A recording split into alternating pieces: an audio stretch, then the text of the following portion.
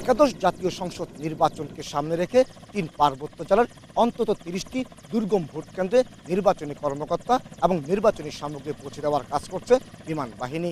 বাংলাদেশ বিমান বাহিনীর 5টি হেলিকপ্টার গত দুদিন ধরে এ কাজ চালিয়ে যাচ্ছে।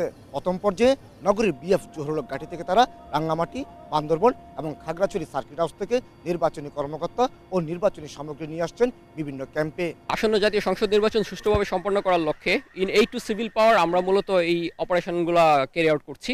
আর নির্বাচনী কর্মকর্তাদেরকেও এখানে অবস্থান করতে হবে অন্তত 4 দিন। রাষ্ট্রীয় গুরুত্বপূর্ণ কাজ হয় এই 4 দিন দুর্গম এলাকায় বসবাস হাসি মুখে মেনে নিচ্ছেন নির্বাচনী কর্মকর্তারা। গত 27 তারিখ রাঙামাটিতে এসেছি। আশা করি ওনাদের সবার সহযোগিতায় আমরা ভালোভাবে ভোট গ্রহণ করে আমরা আবার ঠিক সময়ে ফিরতে পারবো। সংসদ নির্বাচনের জন্য আমরা অনেক দুর্গম এলাকায় আসছি।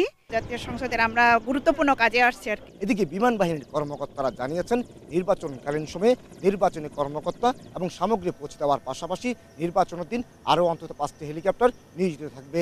নির্বাচন কমিশনের নির্দেশনা অনুযায়ী এই 5টি হেলিকপ্টার বিভিন্ন স্থানে টহল দিয়ে যাবে। সে সাথে নির্বাচনী কাজে ব্যবহৃত করা হবে এই হেলিকপ্টারগুলো। যে কোনো মুহূর্তে জরুরি দরকার অথবা যে কোনো নির্বাচনের প্রয়োজনে আমরা যে কোনো সময় যেসব হিল ট্র্যাক্সে যেসব ক্যাম্পগুলোতে মানুষ পথে হেঁটে যেতে পারে না, আমরা হেলিকপ্টারের মাধ্যমে ওই সবগুলো সাহায্যগুলো করব।